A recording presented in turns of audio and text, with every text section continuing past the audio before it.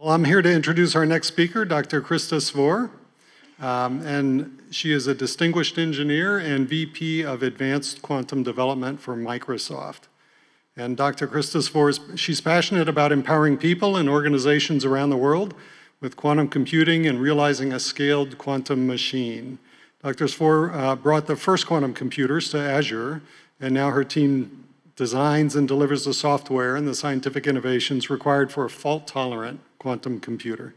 Dr. Svore has published over 70 reference articles and filed over 30 patents. She's a fellow of the American Association for the Advancement of Science and the Washington State Academy of Sciences. And she won the 2010 Yahoo Learning to Rank Challenge with a team of colleagues and received an ACM Best of 2013 Notable Article Award. And she was also recognized as one of the Business Insider Most Powerful Female Engineers of 2018. A Kavli Fellow of the National Academy of Sciences, she also served as an advisor to the National Quantum Initiative and the Advanced Scientific Computing Advisory Committee of the Department of Energy, and formerly served on the ISAC Committee of DARPA, in addition to numerous other quantum centers and initiatives globally. So with that, please welcome Dr. Krysta Svore.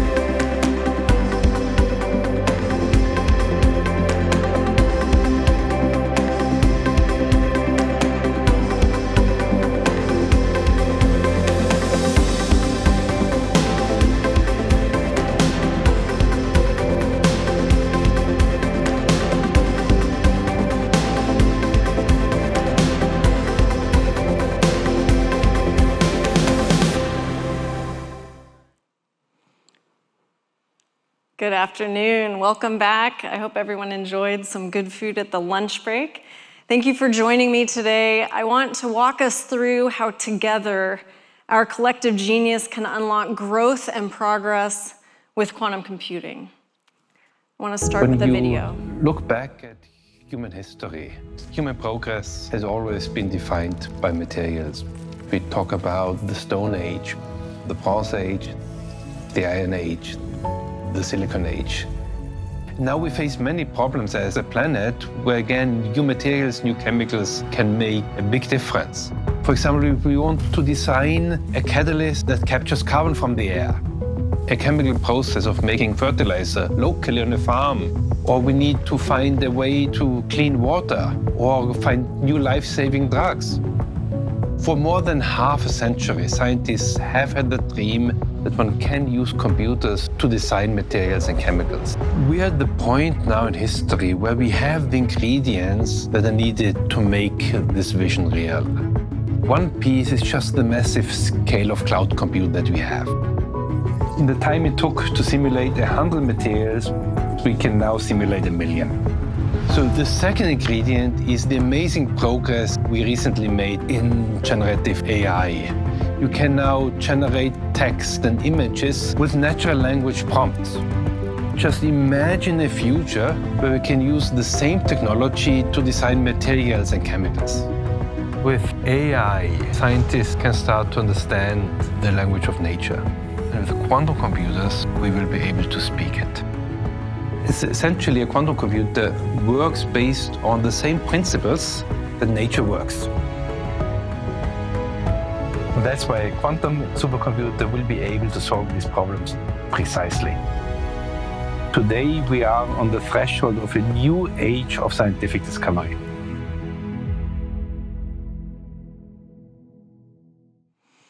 And we're on a threshold of an age of new scientific discovery.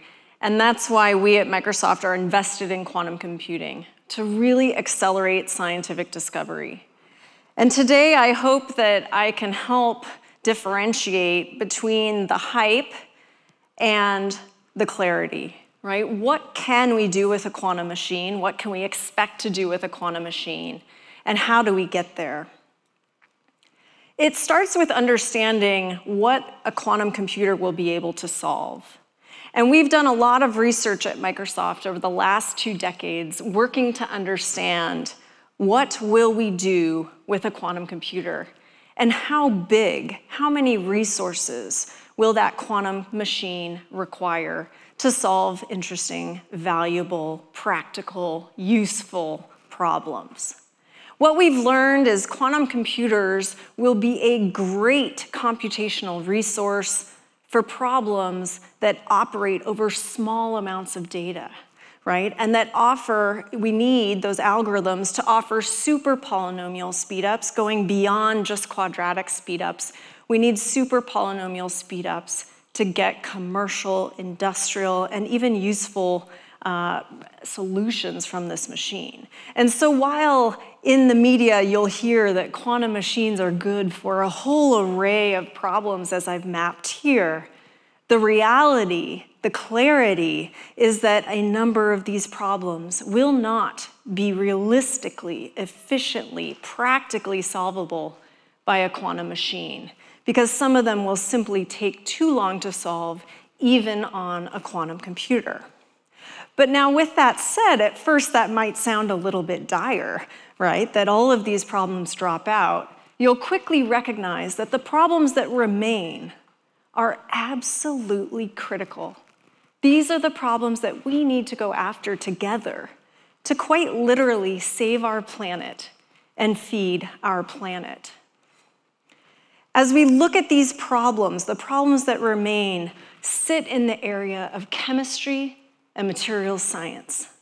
This is why we want to build a quantum machine. Ultimately, 96% of all manufactured goods rely on chemicals and materials science.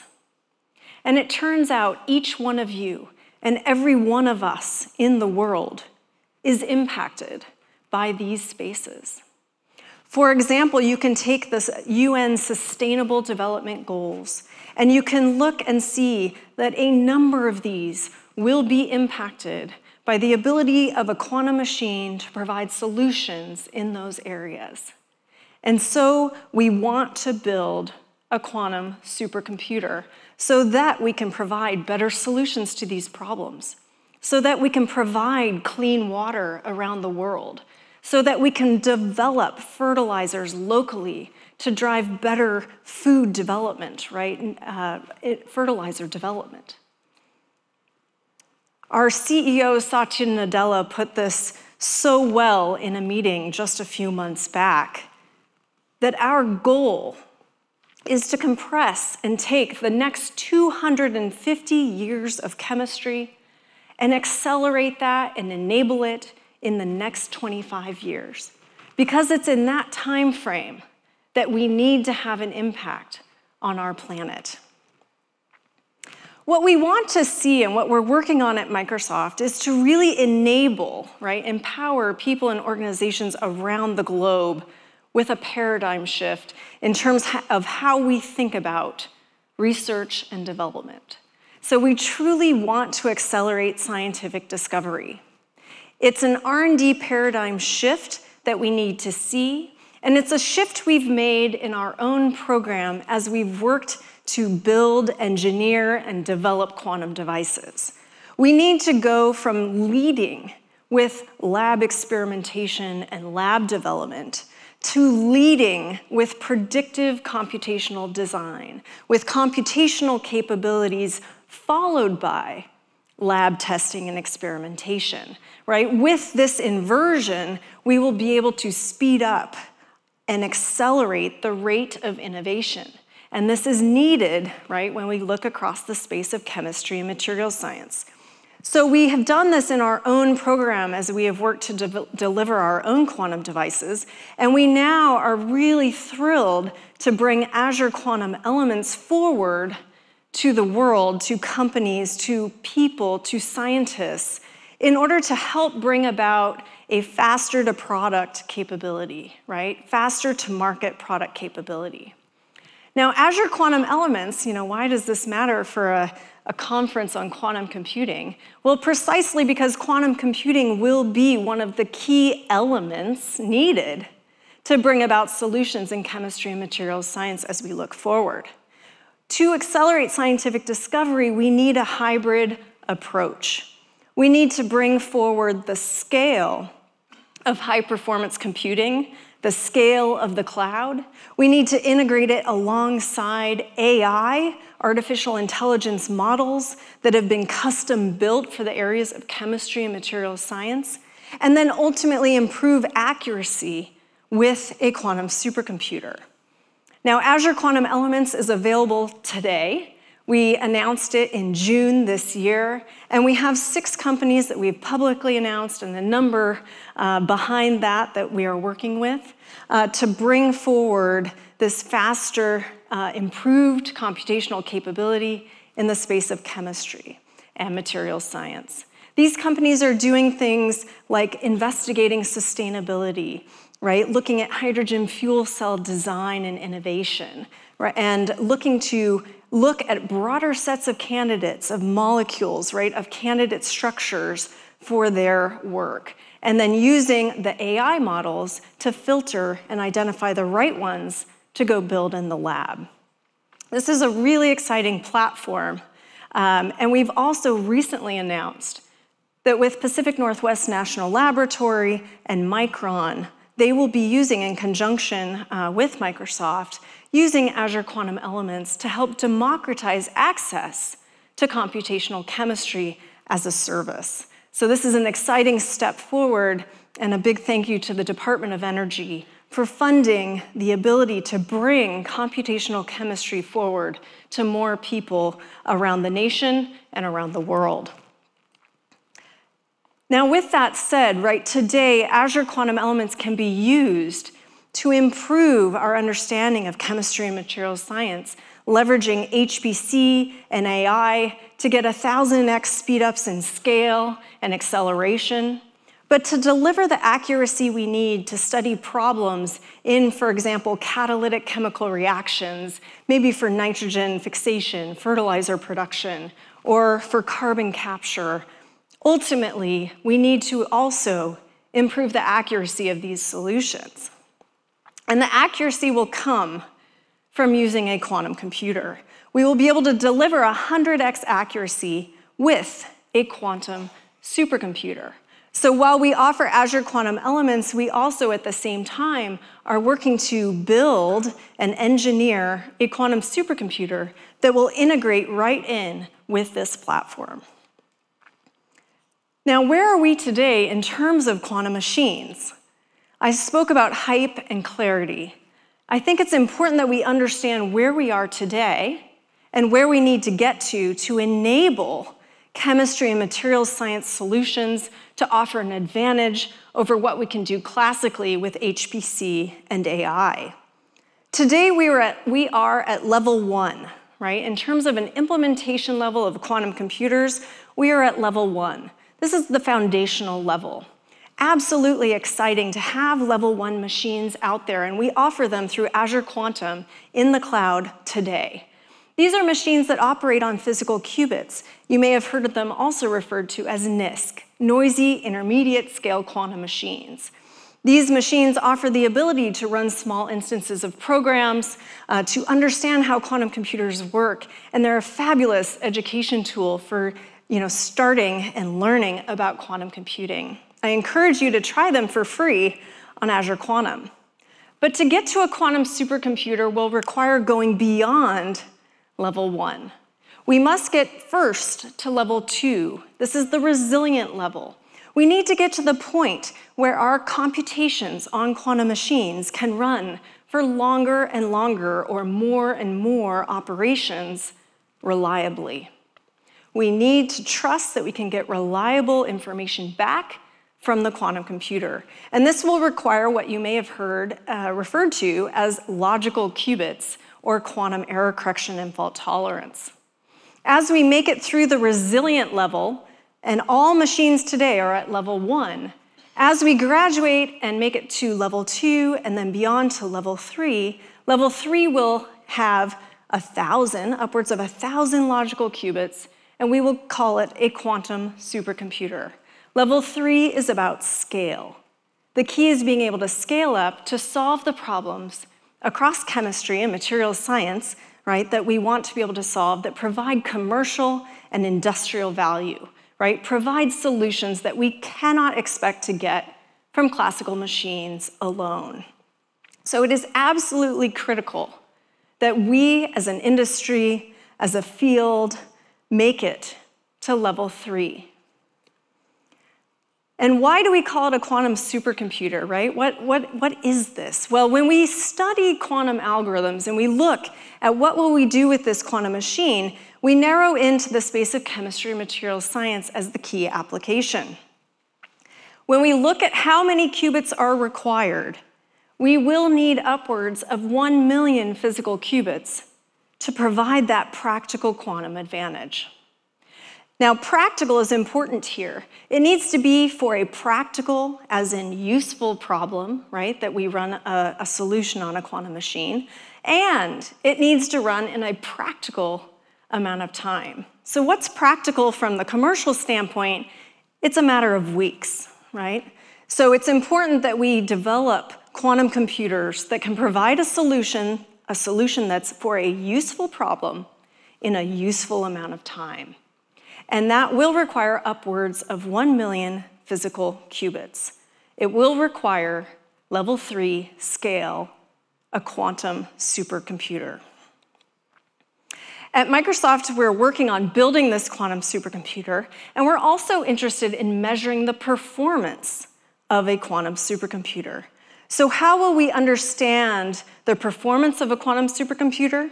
We've recently put out a new measure for the industry, for the field, called reliable quantum operations per second. It's important that we understand how many reliable qubits one has in the system.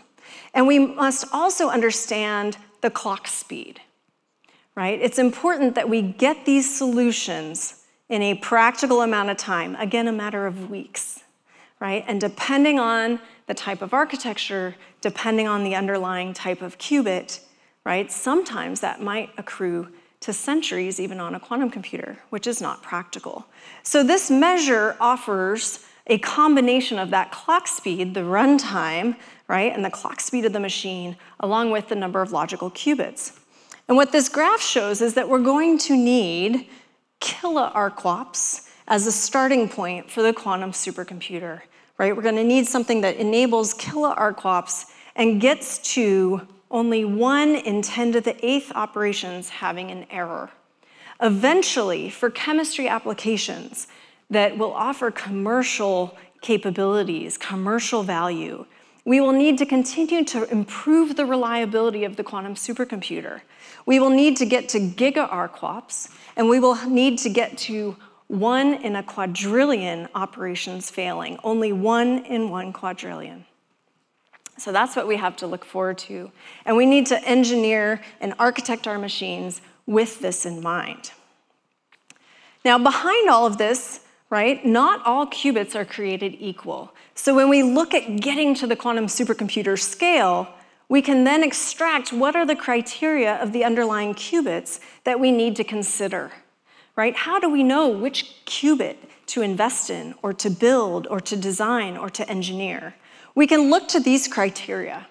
The qubit will need to be small, right? It needs to be the right small, though, right? Too small, we won't be able to engineer the control electronics around it. Too big, the machine will end up at a 1 million qubit scale, being the size of a skyscraper. So it needs to be in the sweet spot of size. It needs to be fast enough that we can get a solution for the problems we care about in about a month. And it needs to be controllable. We need to be able to digitally control the underlying architecture, the underlying qubits. And it's with this criteria in mind that at Microsoft we've been designing a new type of qubit, a topological qubit. And I'm excited to announce, absolutely thrilled to share, that in June, for the first time in history, we engineered devices that allow us to induce and control a topological phase of matter with 2 Majorana zero modes. What does that mean? We have shown in multiple devices the underpinnings of a new type of qubit, a topological qubit. Let me show a video.